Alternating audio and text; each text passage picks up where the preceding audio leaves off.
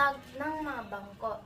Sa pagpasok ng Pilipinas sa kalakalang pandaigdig, itinayo ang mga bangko sa Pilipinas upang mahusay na mapangasiwaan ang sistema ng pananalapi ng kolonya.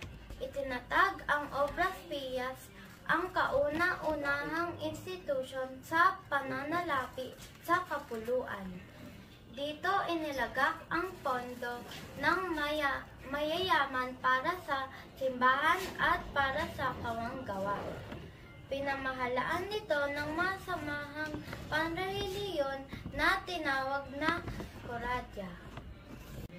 Sa panahon ng kalakalang galyon, ginamit ang Obras Pias bilang bangkong komersyal at kumpanyang pansagaruhan.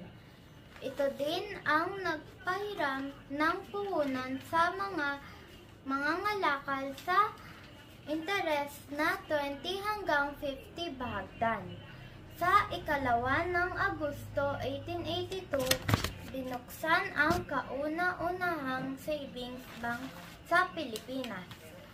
Ang unang bangkong Espanyol, Monte de Piedad y Laja de Ahorros, na naging bukas para sa mga Espanyol at mga Pilipino ay ang El Banco Espanyol Filipino de Isabel II, ang kasalukuyang Bank of the Philippine Islands. Ito ay tinatag noong 1851. Dalawang bangkong British naman ang binuksan sa Pilipinas.